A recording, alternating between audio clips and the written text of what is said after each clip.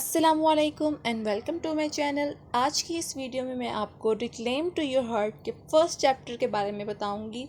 ये reclaim to your heart जो है वो यास्मीन मुजाहिद ने लिखी है। ठीक है, ये उसने अपनी पर्सनल स्टोरी के बारे में इसमें बताया गया है, उसका पर्सनल एक्सपीरियंस है इसमें। अगर आप इससे पहले मेरे चैनल पर न्यू हैं तो प्लीज़ लाइक और सब्सक्राइब ज़रूर कीजिएगा। So why do people have to leave each other. जैसे कि मैंने आपको बताया कि ये चैप्टर नंबर 1 है रिक्लेम टू योर हार्ट की बुक का, जो कि यास्मीन मुजाहिद ने लिखी है। इसमें राइटर अपना पर्सनल एक्सपीरियंस बता रही है कि she said when I was 17 years old I was in a मस्जिद। वहाँ पे एक छोटी सी लड़की मेरे पास आके मुझसे पूछती है why do people have to leave each other. वो कहती है कि ये क्वेश्चन बहुत ही पर्सनल था। मुझे लगा ये क्वेश्चन मेरे लिए चूज़ किया गया है क्योंकि मैं ये चीज़ फेस कर चुकी हूँ, क्योंकि मैं लोगों के साथ अटैच हुई थी सिंस माय चाइल्डहुड। मेरे पेरेंट्स मुझे छोड़कर चले गए तो मेरे लिए ये बहुत मुश्किल था कि खुद को कैसे रिकवर करना है। बाकी लोग एज़ कम्पेयर टू मी बहुत इजीली रिकवर कर जाते थे, लेकिन मैं रिकवर नहीं थी कर पाती क्योंकि मैं एक बार जब टूटती थी तो मैं बिखर जाती थी। मेरे लिए रिकवर करना बहुत मुश्किल होता था। राइटर कहती है कि जब मैं रोना शुरू करती थी तो मैं अपने आप को कंट्रोल नहीं थी कर पाती। मेरे लिए खुद को कंट्रोल करना बहुत ही ज़्यादा मुश्किल हो जाता था as compare to the other children's.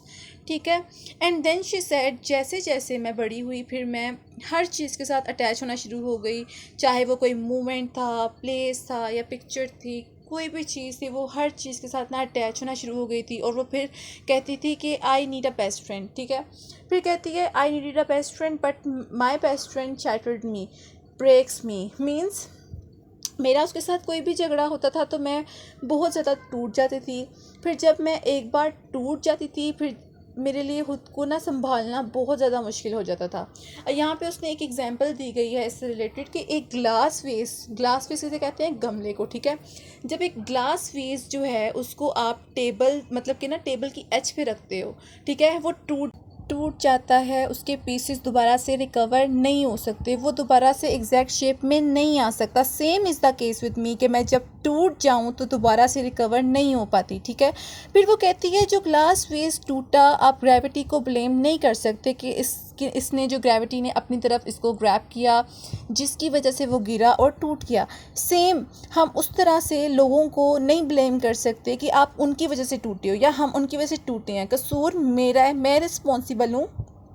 जो लोगों से गलत उम्मीदें लगाई, मैं लोगों से अटैच हुई, मेरी गलती है कि मैंने उनको अलाउ किया कि वो मेरी हैप्पीनेस को डिसाइड करें, वो मुझे कंट्रोल करें कि मैंने खुश रहना है कि कब मतलब कि रोना है, मतलब कि इस तरह से कि they will define my happiness. ठीक है, they will define my happiness my emotions, कि वो डिसाइड करेंगे कि मैंने कैसा फील करना है। मैं अपने रिलेशनशिप्स पे इतना डिपेंडेंट हो चुकी थी, मतलब कि वो लोग मुझे कंट्रोल कर रहे थे, मतलब मेरी हर चीज़ उन पे डिपेंडेंट हो चुकी थी थ्रू आउट द ऐसे। वो सैड टोन लेके चल रही है। ठीक है, उसने कुरान पाक के रेफरेंसेस भी दिए इसमें बहुत ज़्यादा, और मोटिवेशन जो थी बहुत ज़्यादा थी, वो लॉजिकल बात कर रही थी। ठीक है, उसकी टोन ना यहाँ पे बहुत ज़्यादा सैड थी।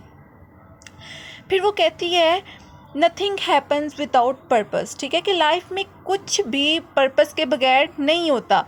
लाइफ में कोई सैडनेस आ रही होती है, ठीक है, लाइफ में कोई सैडनेस आ रही है, कोई पेन आ रही है, इसका मतलब आपको कोई लेसन दे रही है। ठीक है, ये सब आपको स्ट्रॉन्ग बनाने के लिए आती है, ये सब कोई ना कोई लेसन देकर जाती है। ठीक है, क्योंकि आप हर चीज़ से कुछ ना कुछ सीखते हो। फिर यहाँ पे एक और एग्जांपल दी गई है, जिस तरह आप आग पर हाथ रखते हो और आपको सडनली फील होता है कि आप आग से हर्ट हो रहे हो, ठीक है, तो आप फ़ौरन से हाथ पीछे कर लेते हो। ठीक है, मतलब आग ने आपको वार्न किया कि समथिंग इज़ रॉन्ग। इसी तरह ये जो आपके इमोशंस हैं, आपकी पेन ये जो आपके इमोशंस आपको पेन देते हैं, ये सब आपको वार्न कर रहे होते हैं कि कुछ गलत होने वाला है। ठीक है, दोबारा से स्ट्रॉन्ग बनाते हैं। ये जो पेन वगैरह जो इस तरह के कोई भी हादसा आपकी लाइफ में आते हैं ना, ये आपको स्ट्रॉन्ग बनाते हैं, बहुत ज़्यादा स्ट्रॉन्ग करते हैं। ये डिप्रेशन, लाइफ, ये सब कुछ किसी ना किसी पर्पस की वजह से होता है। विदाउट पर्पस कुछ भी नहीं होता। ये सब कुछ ना कुछ आपको लेसन देने के लिए आते हैं, या तो आपको स्ट्रॉन्ग करने के लिए आते हैं, या कुछ भी। ठीक है। फिर वो कहती है एक्सपेक्टेशंस लगाना गलत बात नहीं है, पर गलत लोगों से लगा लेते हैं, ये गलत बात है। कि आप लोगों से एक्सपेक्ट कर रहे होते हो, फिर आप हर्ट होते हो। जाहिर है हम लोगों से एक्सपेक्टेशंस लगाते हैं तो खुद ही लगाते हैं ना, हमें किसी ने कहा तो नहीं ना कि आप हमसे एक्सपेक्टेशंस लगाओ। हम खुद उनसे एक चीज़ उनमें अच्छी देखते हैं तो हम ना उनसे एक्सपेक्ट करना शुरू कर देते हैं, बहुत ज़्यादा एक्सपेक्टेशंस लगा लेते हैं, तो ये गलत बात होती है। वो कहती है, यहाँ पे उसने एक आयत का रेफरेंस दिया है कि हम लोगों से उम्मीदें लगाना शुरू कर देते हैं, ठीक है। तो हमें ये चीज़ ध्यान में रखनी चाहिए कि there is only one place which can be defined our self और which can be defined our emotions, and that place is only God, ठीक है। वो हम सिर्फ अल्लाह ताला से उम्मीद लगा सकते हैं, हम सिर्फ अल्लाह ताला से प्यार कर सकते हैं। वही एक ज़ात है जो हमें कभी भी हर्ट नहीं करती। ये लोगों से उम्मीदें लगाना ये हमेशा हमें हर्ट करेगा, बजाय इसके कि हम अल्लाह ताला से लोगों से लगाएं। हमें चाहिए कि हम अल्लाह ताला के साथ मुंसलिक हो जाएं, ठीक है, और उस पर बिलीव रखें, उस पर ट्रस्ट करें, और उसको अलो करना चाहिए कि वो हमारी हर चीज़ को डिसाइड करे। लोगों पे डिपेंड नहीं होना चाहिए हमें, ये यहाँ पे डिपेंडेंसी आती है, ठीक है। हमें लोगों पे डिपेंडेंट नहीं होना चाहिए कि वो हमें कंट्रोल करें, वो तो कि वो हमें हमारी हर चीज़ को डिसाइड करें। हमें चाहिए कि हम सिर्फ अल्लाह ताला से मुंसलिक हो जाएं, ठीक है।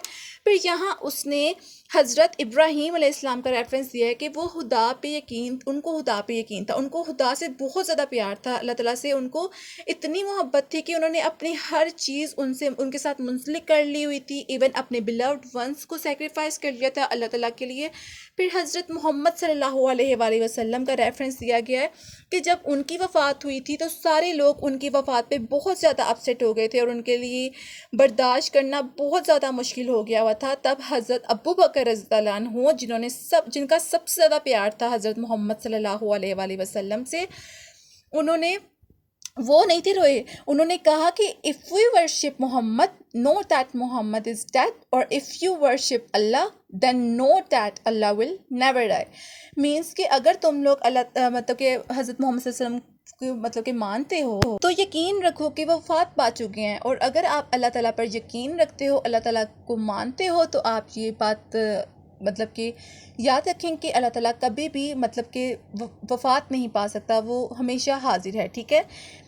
तो मीन्स वो बताना चाह रहे हैं कि आपके बिलव्ड वंस भी इस दुनिया से चले जाते हैं तो हौसला करें, ठीक है, हौसला दें, उदास ना हो, अपनी हर चीज़ अल्लाह ताला से मुंसलिक कर लें, कभी हर्ट नहीं होंगे आप लोग, ठीक है।